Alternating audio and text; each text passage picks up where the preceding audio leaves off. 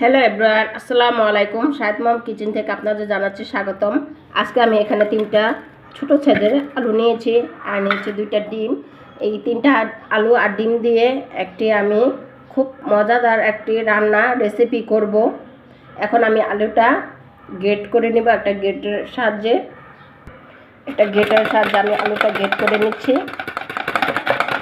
আলুগুলো আমার গ্রেট করা হয়ে গেছে, দেখুন কত ঝুরঝুরে হয়েছে। এখন আমি ভালো করে ধুয়ে নিব।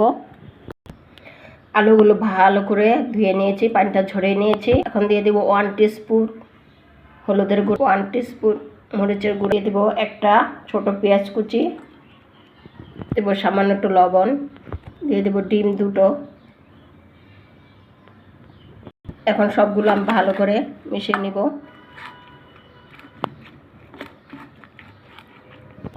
ভালো করে আমি এটা মিশিয়ে নিয়েছি একটা চামচের সাহায্যে, দেখুন। এখন দিয়ে দিব এখানে আমি 2 টেবিল চামচ পরিমাণ বেসনটা দিয়ে এটার সাথে আমি ভালো করে মিশিয়ে নিব। মিশ্রণটা আমি ভালো করে তৈরি করে নিয়েছি, দেখুন। চুলাতে একটা ফ্রাই প্যান বসিয়ে দিয়েছি। কড়াইটা গরম হলে দিয়ে দেবো সামান্য একটু সয়াবিন তেল। তেলটা গরম হলে দিয়ে দেবো ডিম আর আলু মিশ্রণটা। ভালো করে আমি সেট করে দিব।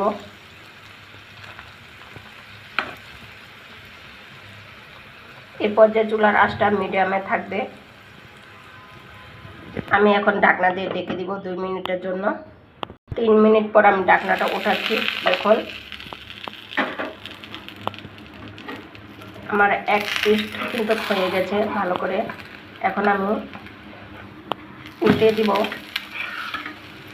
দেখুন কত সুন্দর হয়েছে। এভাবে আমি আর 3 মিনিট অপর পিসটা ভেজে নিব। 3 মিনিট পর ঢাকনাটা খোলাচ্ছি, দেখুন হয়ে গেছে। এখন এটা আমি নামিয়ে নিব, ঢেলে নিব। দেখুন কত সুন্দর হয়েছে।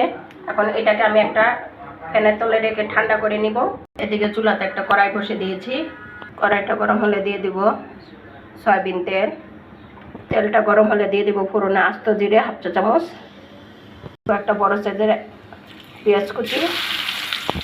পেঁয়াজটা একটু ভেজে নিব। এটা চাইলে আপনারা সরিষার তেল দিয়েও রান্না করতে পারেন, কোনো সমস্যা নেই, কিন্তু আমি সয়াবিন তেল দিয়ে রান্না করছি।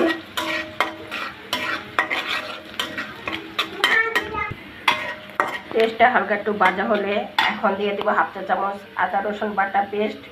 আমি আলু আর ডিমের মিশ্রণের ভিতরে আদা রসুন বাটা পেস্ট দিয়ে আপনারা চাইলে দিতে পারেন। একটু ভেজে নিব যাতে কাঁচা গন্ধটা না আসে। আর এই পর্যায়ে দিয়ে দেবো টমেটো পিউরি।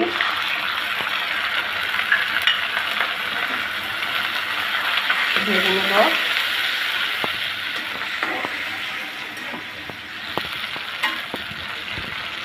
দিব 1/2 চা চামচ হলুদের গুঁড়া, 1 চামচ মরিচের গুঁড়া। এখানে আমি মরিচের গুঁড়াটা বেশি ব্যবহার করছি, কারণ একটু ঝাল হলে ভালো লাগে খেতে।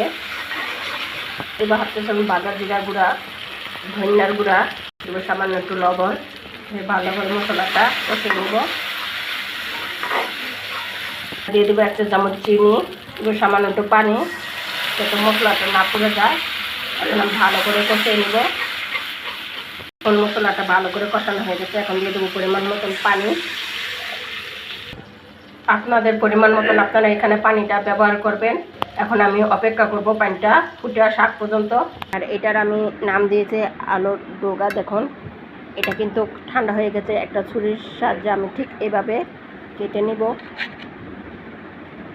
আপনারা চাইলে আপনাদের যে রকম শেপ মনে হয় ঠিক সেরকমভাবেই করবেন। দেখুন ঠিক এইভাবে আমি বিস্কিটের মতন পিস পিস করে নিয়েছি।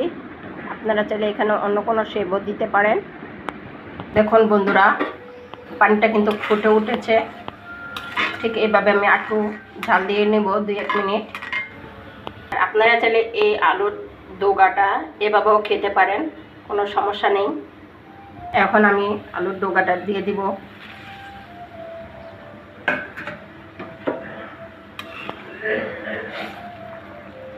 এভাবে আমি 3 মিনিট ধরে রান্না করে নিব। এখন একটা ঢাকনা দিয়ে ঢেকে দিব।